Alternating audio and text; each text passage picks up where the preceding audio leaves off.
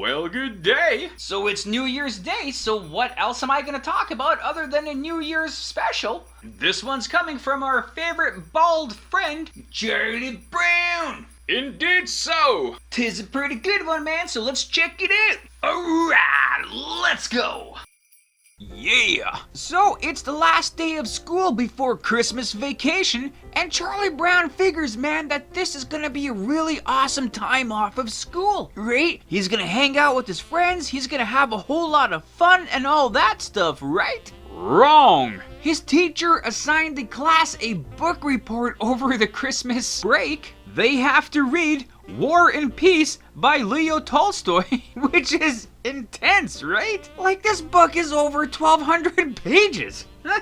Man, what a horrible assignment. But Charlie Brown does get some good news, right? Peppermint Patty calls him up and invites him to her New Year's party. But Chuck is pretty distraught about this. He's like, oh man, I want to go to this party and hang out with my friends, but at the same time, I got this damn book report. Like, I can't really go. And like, man, this book report only seems to be affecting Charlie Brown. You think the rest of his classmates that he hangs out with all the time would also be similarly perturbed about this book report, but nope. The rest of them, like Sally, Lucy, all those other kids, man, they don't have a care about this. They're all going to get dance lessons so they can be ready for this party. And this party is like a boys invite girls kind of a party, right? So all the girls are trying their best to get their guys to ask them out to this party. Like Sally is really trying to convince her sweet baboo, Linus, to ask her. But of course he says no. Same thing with Lucy giving Schroeder the gears. And also the same thing with Peppermint Patty, trying to get Charlie Brown to ask her to go to her own party. But Charlie Brown, man, he doesn't pick up signals very well. So he's like, yeah, you know what? You're right. I should ask a girl to this party. I'm gonna ask that little red hair girl. That's the ticket. Oh, we find out that her name is Heather. This also pisses off Peppermint Patty, man, because it's just Charlie Brown being Charlie Brown, right? Anywho. So Charlie Brown writes a letter to Heather asking her to go to this party. He just could have called her. He could have showed up at her house and asked her in person. But nope, that's not the Charlie Brown way. He writes a letter, which, classy, right? And he delivers this letter to her house. But he gets his hand stuck in the mail slot of the door, which is bad enough. But then the door pries open and he's stuck in this door, man. So he's basically yelling inside the house, like, hey Heather, do you want to go to this party with me? It'd be great. But somehow no one inside the house heard anything. And like, Heather never responded to Charlie Brown, even day of the party, right? So he doesn't know if she's going. He doesn't even know if he's gonna go, Max. He's got this book report. But still, man, he shows up to the party. He's got the book, but he still tries to have a whole lot of fun at this swinging party, man. There's musical chairs, there's balloons. Everyone's chugging back, the root beers, man. It's like a good time, right? Suddenly, it's almost midnight. And poor Charlie Brown, man, he's trying to get more reading in. Like, any free moment he can, man, he's reading this book. But like, man, this book is like really dry for him and he's really struggling. So he passes out. Sleeping. Conveniently, right around that same time that he passes out, Heather shows up at the party, like really late, like right before midnight. And Linus doesn't know where Charlie Brown is, man. So he's like, you know what? I'm gonna dance with this girl here. You gotta seize those opportunities, I guess, eh? So Charlie Brown wakes up after midnight, because he's woken up because everyone's singing Auld Lang Syne, And it's like, holy crap, he missed out on ringing in the new year. And worse yet, like, Heather took off already, man. So he missed out hanging out with her. So like, she was only there for a couple minutes, I guess, hey? If she showed up right before midnight and she's gone like right after, she seems like a pretty busy and important young lady, so I guess she had another party to go to. Eventually, Charlie Brown did finish this book and he did write the book report like in the 11th hour, right? Like, he really struggled his entire vacation on this. He handed it in and he was awarded a D-, which is the lowest grade without failing. At that point, man, he's basically dead to the world. He's like, you know what? I don't care, man. I passed, basically. That's all I care about. So good for him for actually doing that. But just when he thinks he has time to relax, Nope. The next book assignment is everyone has to read Crime and Punishment by Dostoevsky. Man, what a horrible class. But yeah, man, either way, that's the end of that one book report, and that is the end of our fantastic New Year's tale. Alright, there you go, eh? One of the very few New Year's specials that exist, and it's actually a pretty good one. I did quite enjoy it. With the two major storylines, right? The whole getting ready for the party and the whole Charlie Brown reading the book report. I really do love the dedication that the kids have in this one. For one, like the kids going to a dance studio to learn how to dance these funky new dances. With my crew of friends, I don't think we've ever done that, man. We would just go to a party, drink a lot of root beer and just do Angus Young impersonations while we crank AC/DC live, that was it, pretty much, for us. And then there's the dedication of Charlie Brown, with this seemingly impossible task of reading a book that's like over 1,300 pages, within what, a week?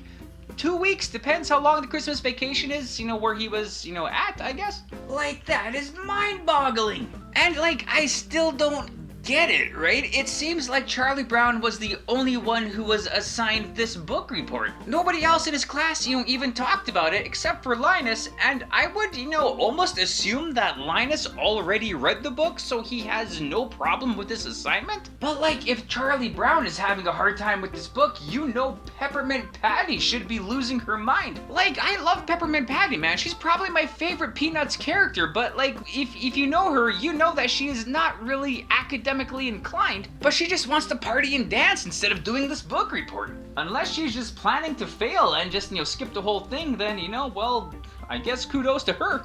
It would have been really cool if they just had one quick little throwaway line in there oh, Charlie Brown, you're only on page 5? The rest of us are halfway done the book, right? It would have made more sense why everyone's focusing on the party and not so much the book is because they're already breezing through it. And it would still really kind of build up on the Charlie Brown character where he's struggling at things where nobody else is, right? Just one line, man, 10 seconds worth of dialogue. But oh well, it's still pretty hip. I can kind of dig Charlie Brown's pain, man, reading a book like that, just kind of really trying to get through it. When I was reading Moby Dick, I really liked the book, but there were some parts in it that were really slow and really dry, right? Kind of really added to the whole, ambiance of the book, and it all kind of made sense. But man, that's a long read. I'm usually used to reading novels that are around 400 pages or so this was double that. But War and Peace. So if you didn't know, Peanuts creator Charles Schulz, man, his favorite book of all time is War and Peace, so that's why he threw it in here. And the whole absurdity of the size of the book really made sense for the special and for the whole assignment of just burdening Charlie Brown throughout the whole thing. As I usually do point out, a lot of these Charlie Brown specials are based on the original Peanuts comic strips, or at least parts of it here and there kind of all spliced together. So in the comic strips, Charlie Brown did have a book report due and he was struggling with it and he did get it done in the last minute and he did get a D-. Those comic strips happened in January of 1965 and he didn't read War and Peace in those ones, he read Gulliver's Travels, which is 1,000 pages shorter than, War and Peace, so he shouldn't have had that hard of a time, but Charlie Brown being the Charlie Brown he is, he Charlie Browned it. And speaking of hip, man, one thing that's always hip about the Charlie Brown specials is the music. You always have that boppy jazz kind of going on, and that really makes the whole Charlie Brown specials really unique, right? Is the beauty music, man. Well, jazz and, classical music from Schroeder, I guess. This one was a little different, and it was kind of pretty neat how they did it. So if you didn't know anything about the book War and Peace, you should know that it was based in 1805 in Russia, and in the special they throw in a lot of 19th century inspired Russian classical music, which is quite somber and kind of heavy and kind of daunting, which really fits in with Charlie Brown's, burden of this book assignment in the special. And every time he is reading the book, they do throw this music in, so it kind of actually really works well. And it's a pretty good contrast to the happy jazzy music that everyone else is kind of listening to and going with, right? Musically speaking, this is quite a beauty special. And another musical note on this, no pun intended, there were a couple segments that were musical singing segments, right?